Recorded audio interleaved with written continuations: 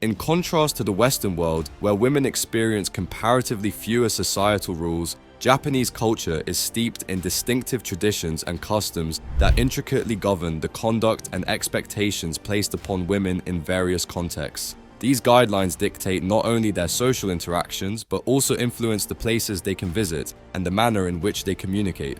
Join us as we delve into 15 weird rules that Japanese women have to follow. Number 15. Politeness. Japanese women are guided by a set of deeply ingrained social customs that influence their behavior and interactions. One fundamental aspect of their social etiquette is the use of keigo, or honorific language, which conveys respect and civility in conversations. Depending on the relationship and the formality of the situation, women use different levels of keigo to show deference. Bowing is another vital element of Japanese etiquette. The depth and duration of a bow indicate the degree of respect or gratitude being expressed. Maintaining a modest and humble demeanor is highly valued, with a strong emphasis on avoiding overt self-promotion. Women are encouraged to prioritize harmonious relationships over confrontations, highlighting the importance of group unity over individual expression. Their communication style tends to be indirect and nuanced, with an expectation that others will understand the underlying messages. When it comes to physical gestures, Japanese women are often expected to avoid hugging, especially with strangers. In professional settings, a tactful handshake may replace a hug, particularly when meeting a male colleague for the first time. Punctuality is another crucial aspect of Japanese culture. Women are expected to be on time for social gatherings and appointments out of respect for others' time. In the domestic sphere, Japanese women are also expected to be diligent and considerate. This includes maintaining a clean household, attending to the family's basic needs, and upholding the traditions of daily family life with dignity and care. Number 14. Prioritizing group needs over individual desires. In Japanese society, women are brought up to prioritize the group's needs over their own, reflecting a cultural emphasis on community and harmony, known as wai.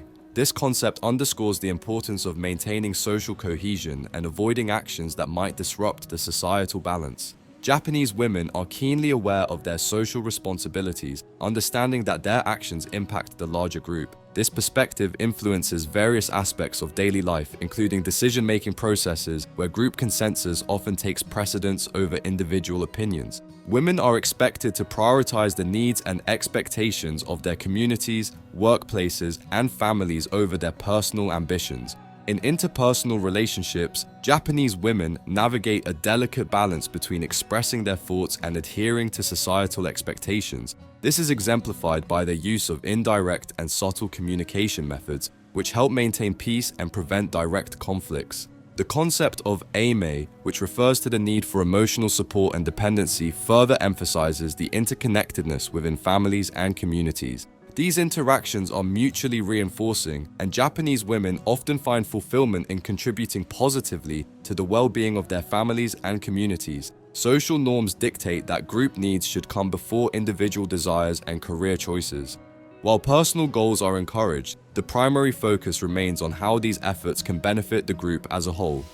Number 13. Climbing to the top of Mount Omine is banned.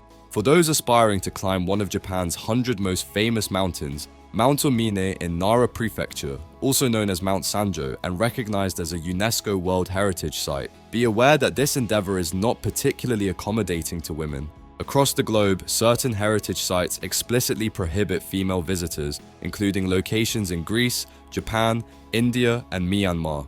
Although UNESCO does not consider gender restrictions when designating World Heritage Sites, these exclusions still exist. Mount Omine is part of the sacred sites and pilgrimage routes in the Key mountain range, a designation it earned as a World Heritage Site. Despite the famous Kumano pilgrimage route traversing this sacred area, women face significant challenges in reaching the mountain summit, home to the Ominasanji Temple. This ancient restriction stems from Shinto traditions, which suggest that the presence of women could distract male pilgrims from their austere spiritual duties. Historically, the belief may have been that such distractions would test a pilgrim's commitment to renouncing worldly pleasures in pursuit of religious devotion. Recent years have seen efforts to relax this prohibition. However, local residents enforce the ban, and attempting to ascend the mountain could result in conflicts. Even if immediate intervention is not guaranteed, it is advisable to avoid pushing boundaries excessively. While there is a tension between respecting local religious traditions and accommodating tourists, it is essential to honor local customs regarding heritage sites. Interestingly, Mount Amura offers a section known as Women's Omni, which is designated for female climbers. This provides a hopeful alternative for trekking enthusiasts, indicating a gradual shift towards inclusivity. Number 12. Women are not allowed to be sushi chefs. In the traditionally male-dominated field of sushi preparation, women often face barriers that prevent them from becoming sushi chefs. This exclusion is deeply rooted in cultural norms and pervasive gender biases rather than a reflection of their competence or skill. Despite arguments challenging these beliefs, there persists a widespread sentiment that women are not suitable for the demanding role of sushi chef. This bias was notably exemplified by comments from Jiro Ono's son, a prominent figure in the sushi world, who controversially suggested that women should not work as sushi chefs due to concerns about their menstrual cycles affecting food quality. Such unfounded assertions underscore the discrimination that women encounter in this industry, perpetuating stereotypes and limiting their professional opportunities. In many traditional sushi establishments, the sushi bar is seen as a male-dominated space, reinforcing the idea that women are better suited for managerial or front-of-house roles. This stereotype diminishes the capabilities of female chefs and overlooks their potential to excel in the meticulous and precise art of sushi preparation. The belief that women disrupt the serene ambience of the sushi kitchen further solidifies resistance to change within these establishments. Nevertheless, there are trailblazing female chefs who are challenging these norms and achieving notable success in the sushi industry. Their accomplishments highlight the potential for diversity and innovation within Japan's culinary scene. As attitudes evolve and societal norms shift, it becomes increasingly important to confront these gender biases, promote inclusivity, and create opportunities for women to thrive in all aspects of sushi preparation and culinary arts. Number 11. Women cannot take part in sumo. Sumo wrestling, Japan's revered national sport, is deeply rooted in Shinto rituals and beliefs regarding holiness and purity. Central to these beliefs is the notion that women are considered impure in certain Shinto traditions, which historically prohibits their participation in sumo matches. This prohibition extends to the dojo ring, the sacred arena where sumo bouts take place, which is traditionally off-limits to women. This strict adherence to tradition is maintained by the Japan Sumo Association, citing the need to uphold the sanctity and purity of the sport. Efforts to challenge this exclusion and advocate for gender equality within sumo have encountered substantial resistance. The debate highlights the intricate balance between preserving cultural traditions and embracing modern principles of inclusivity and equality. Internationally, this issue garnered attention when female doctors faced obstacles while attempting to provide emergency medical assistance during a sumo event. Their encounter with resistance underscored the ongoing tensions and complexities surrounding gender roles and traditions in Japanese society. While some argue for maintaining the purity of sumo as a male-dominated sport, others advocate for revisiting these traditions to reflect contemporary values of gender equality. The discussion continues to evolve, reflecting broader societal shifts and ongoing efforts to reconcile cultural heritage with the principles of inclusivity and respect for individual rights. Number 10. Obon Festival. Obon is a deeply significant celebration rooted in Japanese Buddhist traditions, with women playing a central role in its preparation and observance. Their responsibilities traditionally include meticulously cleaning and decorating family altars, or butsudan, which are small Buddhist shrines in homes. These altars are adorned with food, flowers, and incense offerings, symbolizing reverence for ancestors and serving as focal points for prayers and remembrance during the festival. Obon, celebrated annually to honor and remember ancestors, usually occurs in mid-August, though the exact dates can vary by locality.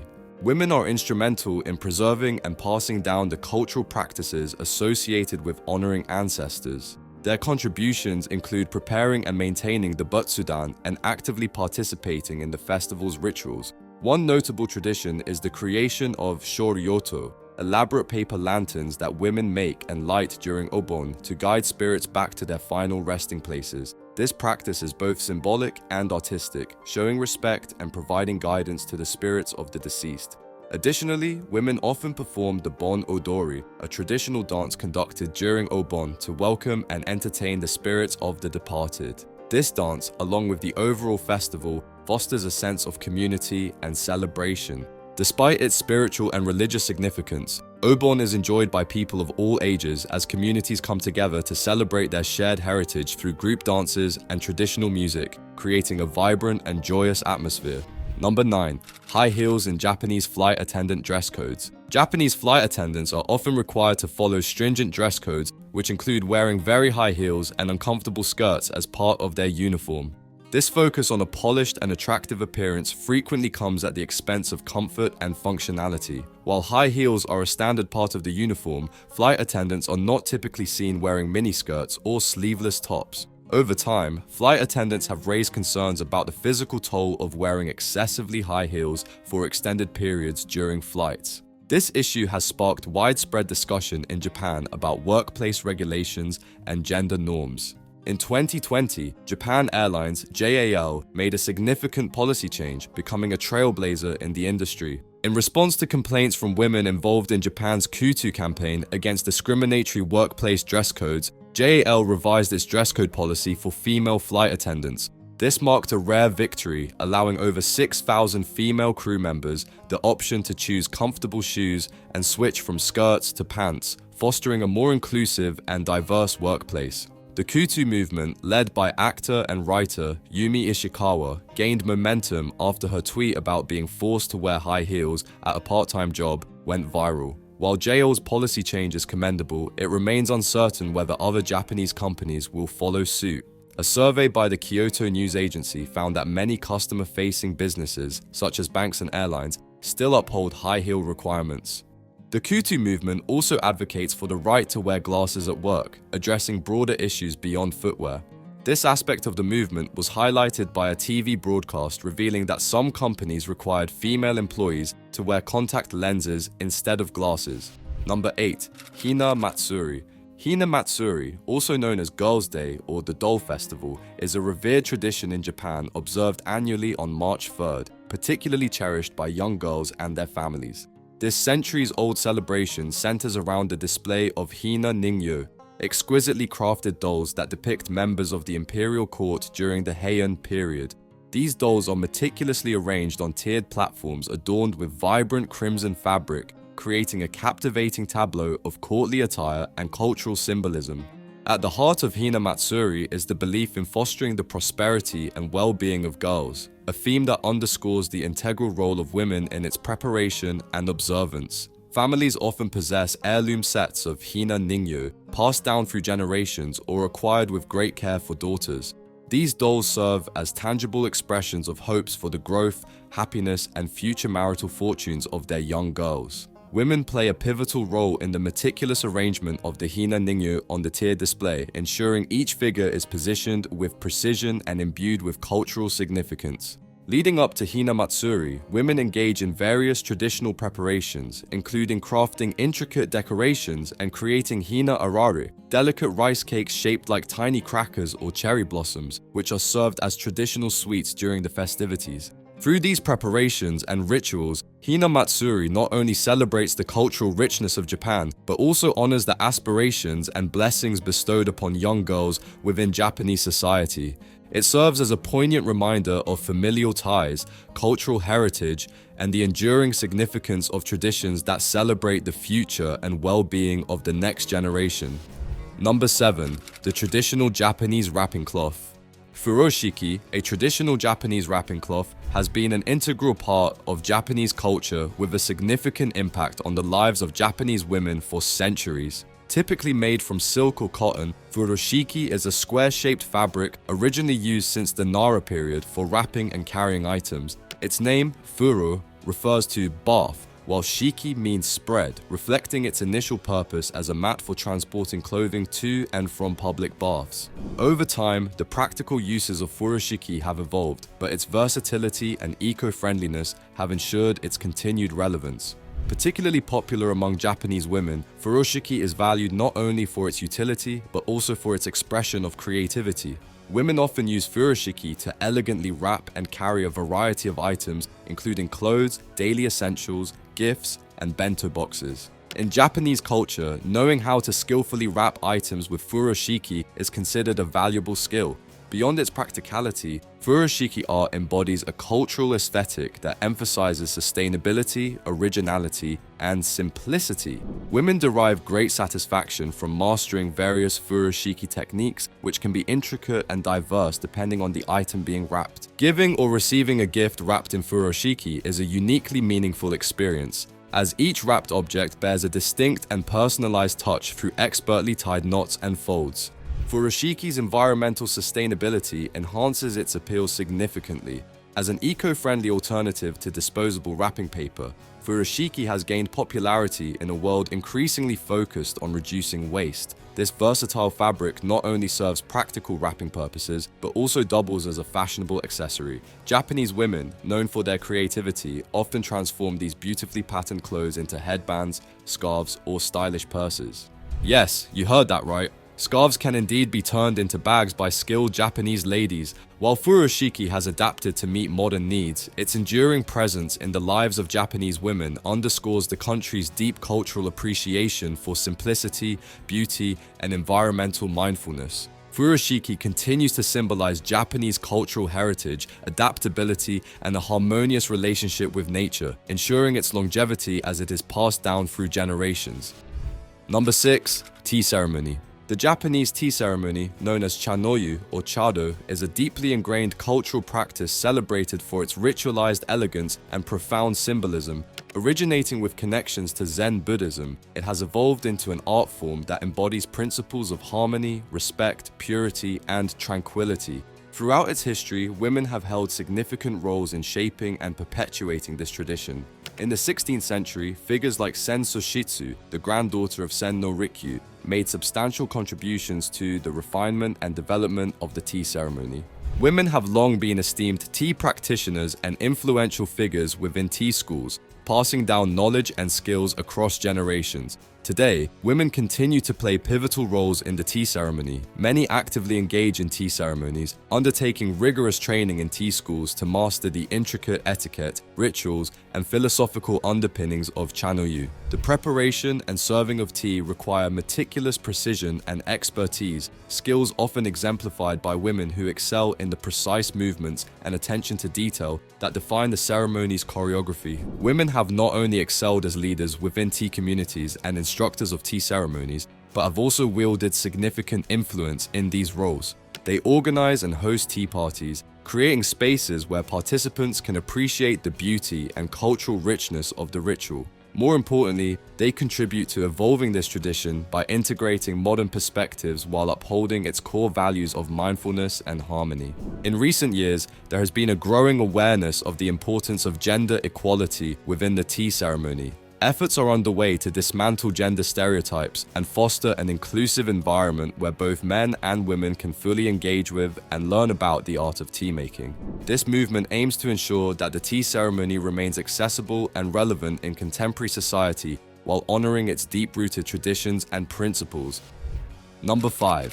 White skin. In Japanese society, fair complexion has long been revered as a symbol of femininity, with roots dating back to the Nara and Heian periods of antiquity. During these times, women developed elaborate skincare routines centered around specialty powders to achieve a lighter skin tone. This practice continues today, reflecting a historical preference for fair skin. Literature from the era, such as The Tale of Genji and The Diary of Lady Murasaki, frequently praised the beauty of fair skin, associating it not only with aesthetic appeal, but also with intelligence and refinement in society.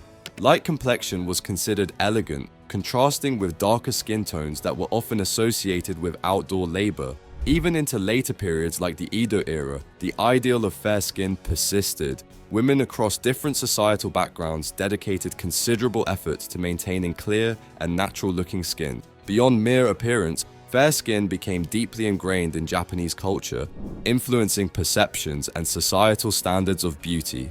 In contemporary Japanese society, many women continue to uphold the tradition of valuing fair skin. They often practice sun protection by dressing modestly or using parasols and umbrellas to shield themselves from sunlight. This cultural preference for fair complexion reflects a blend of historical aesthetics and enduring societal norms, shaping perceptions of beauty and femininity over centuries. Number 4. Kanzashi. Kanzashi, traditional hair ornaments from Japan, are meticulously crafted and worn by women during ceremonies, special occasions, and cultural events. These intricate accessories not only serve as decorative elements, but also symbolize the wearer's socio-economic status and marital status. Made from a variety of materials such as silk, lacquer, tortoiseshell, and metal, kanzashi can range from simple and elegant to elaborate and ornate. This art form has deep roots in Japanese culture, dating back to the Shomon period, 10,000 BC to 300 AD, and flourished during the Edo period, 1603-1868. It became closely associated with the elaborate hairstyles of geisha and maiko, traditional female performers in Japan.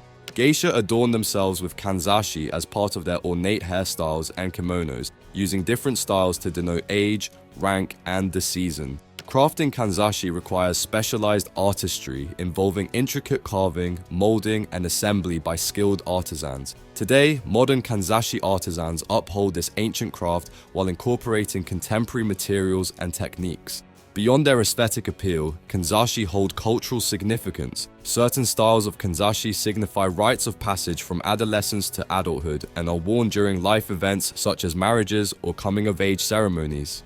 Additionally, a woman's marital status can be indicated by her choice of kanzashi, with specific types traditionally worn by single women and others reserved for married individuals. While kanzashi are less commonly worn in everyday modern Japan, they remain cherished heirlooms and are still worn for formal events, preserving their cultural importance and connection to Japan's rich history and traditions. Number 3. Women-only train cars.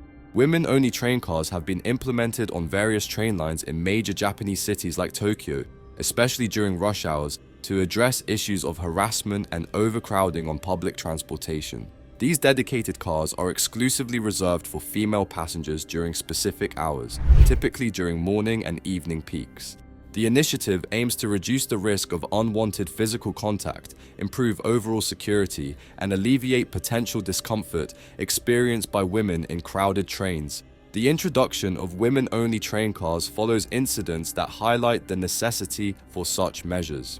For instance, a recent controversy arose when Taran William Salus, an Australian travel YouTuber, sparked debate by posting a video of himself inside one of these cars and labeling it as segregated. His video prompted discussions online about the purpose and effectiveness of Japan's women-only train cars. In response to criticisms, Japanese commentators clarified that the intention behind these cars is not segregation, but rather protection against harassment. Incidents such as assaults or groping, which unfortunately can occur during peak travel times, are a primary concern. Women-only cars are designed to ensure the safety and comfort of female passengers, offering a secure and more pleasant commuting environment, particularly during busy periods and uncomfortable conditions like the hot summer months.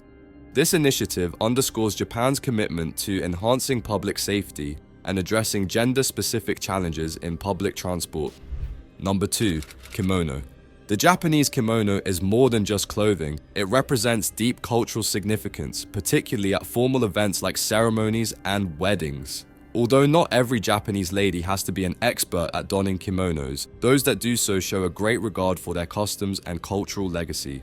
Wearing a kimono is an elaborate art form that requires close attention to detail. It entails picking out the proper underwear, deftly layering the fabrics, knotting the obi, sash, and choosing accessories that complement the kimono's design. Each step is crucial in achieving the desired aesthetic and upholding the cultural integrity associated with this iconic garment. Japanese families have been passing down the skills and expertise of wearing kimonos for generations, giving the custom a strong sense of familial heritage. This custom pays homage to Japan's rich cultural past in addition to maintaining the artistic expertise involved. People who embrace and become experts at donning kimonos help to preserve a classic custom that stands for grace, elegance, and respect for cultural identity. Number 1. Rituals for Japanese New Year. Throughout the Japanese New Year, women actively engage in a number of customs and rituals that emphasize the significance of beginning the year with cultural reverence and good fortune. The ceremonial bamboo arrangement known as kadomatsu and the annual first temple visit known as Hatsumode are two examples of these rituals. Hatsumode has special significance because on New Year's Day, people, including women, visit temples or shrines either early in the morning or right after midnight. Hatsumode is a time when people do traditional rituals including ringing temple bells, offering prayers and offerings, expressing thanks for the blessings of the previous year, and requesting divine blessings for the upcoming year. Whereas Kadomatsu places more emphasis on aesthetics and a relationship with nature. These exquisitely decorated bamboo arrangements serve as doorways to respect ancestor spirits and welcome the gods of the new year. Traditionally, kadomatsu are put on display in front of houses during the New Year's holiday, adding to the joyous mood and capturing the rich meaning of the occasion. Hatsumode and kadomatsu together represent the way in which Japanese customs blend spirituality, cultural legacy, and aesthetic beauty to greet the new year with respect and wish for harmony and success in the months ahead. It's crucial to respect cultural diversity, even though adhering to Japanese customs may be challenging for those unfamiliar with them. Japanese women are accustomed to these traditions and prioritize following them to avoid social stigma or dishonor.